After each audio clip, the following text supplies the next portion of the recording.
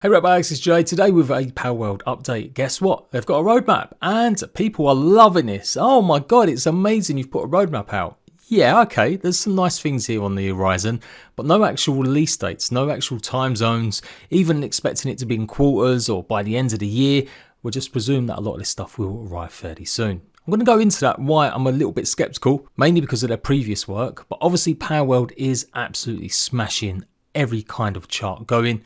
If you hadn't realised or seen by now, it's sold like 6 million copies in under a week. The third most played game of all time on Steam. I presume it's doing just as well on Xbox in Game Pass too. The future's definitely bright for this Japanese little indie studio. But here's the roadmap. Currently numerous bugs have been identified and we're prioritising fixing those. Sometimes the world date may experience rollbacks, the loading screen may persist when trying to load into worlds and so on. Then they're going to be working on key configuration improvements to base PAL AI and pathing. A lot of people have been complaining that the PALs just simply don't stay at their job or in the ranch. They'll go on to do something else and you spend half your time micromanaging them, throwing them to left and right.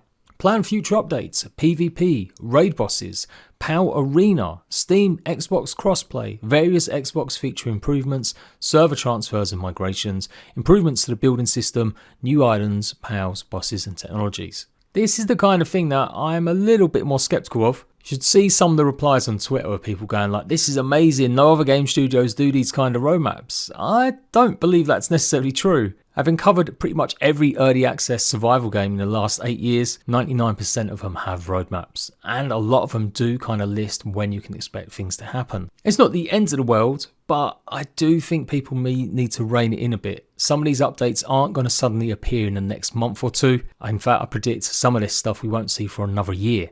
Craftopia, their previous open world early access game, has been in early access 3 years and it's still not finished. Now I'm not ragging on them for having 2 games running at the same time, but it's pretty clear that some progress on Craftopia stalled or slowed down as they focused on Palworld. Some of the updates that came out for Craftopia also did take quite a while. And that's okay in early access for a small little indie team. I've got no problems with updates being long, but I just really want to highlight lots of stuff they're looking at that roadmap. Since they're not releasing any kind of quarters or dates for them, I wouldn't expect some of it to appear for a while. One bit of good news though is that it does seem like they're working closely with getting the Xbox version supported just as quick as Steam, and with it going to be crossplay in the future, that should even shorten more. You may have realised that your Xbox version didn't look anything like the PC version, missing lots of features because basically it was a build much earlier that went through certification.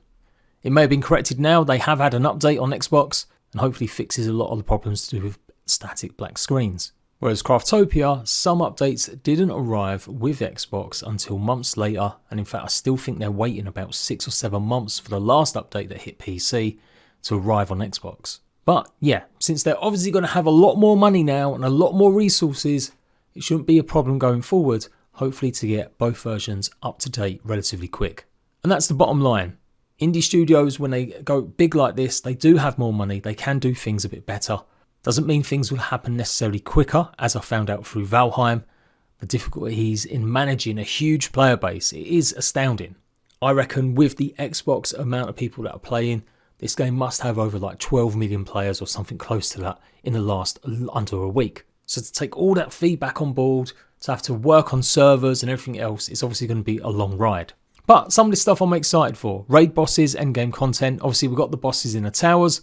Is this going to be fleshed out even more, where you might have to team up with other players, just like it was kind of meant to be in Ark? PAL Arena, PvP for PALs. Obviously they have got PvP planned for the future. Whether or not that's going to be for everyone or they're going to have separate servers, we're not quite sure.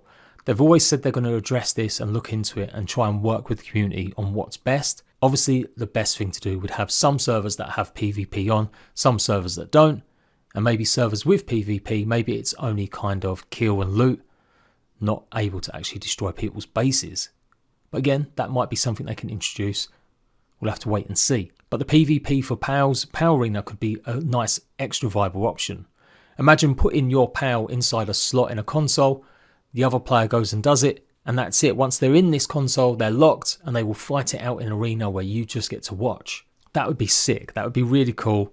Something I long did with my Ark coverage years ago when I used to do Dino Wars and get my community members to come and face off against other players and their dinosaurs in specially built arenas. It really does sound like they're trying to beat Ark with server transfers and migrations. Once you've built up, if you are going to be a PvP king, going over to another server and trying to dominate. Some say that kind of ruined Ark, others say it really helped and fleshed it out. Improvements to the building system are absolutely needed. It is probably the most basic build system I have seen in a while. It has got some nice decorative pieces, but the actual functionality of the blocks that you build with is kind of janky. Things don't necessarily work well. You can't blend it into scenery even if there's a tiny bit of a large rock showing, and overall it's just not that great.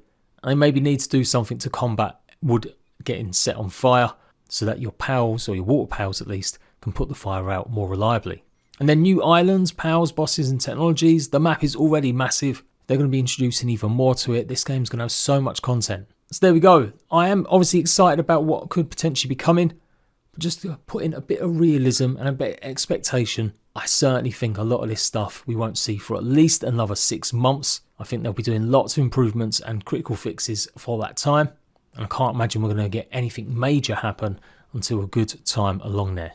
But hopefully the grind will keep you busy. There's certainly more than enough pals, and I'll be back with more news about Palworld as I add it to the mix with my other games. I'm not going to lie, I did think Palworld would be like a one and done for me, but the popularity on the channel has meant that I am going to pursue and do more coverage on it.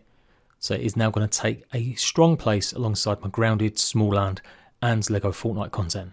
So until next time, ratbags, I'll catch you for more Palworld news, guides and gameplay. Bye bye.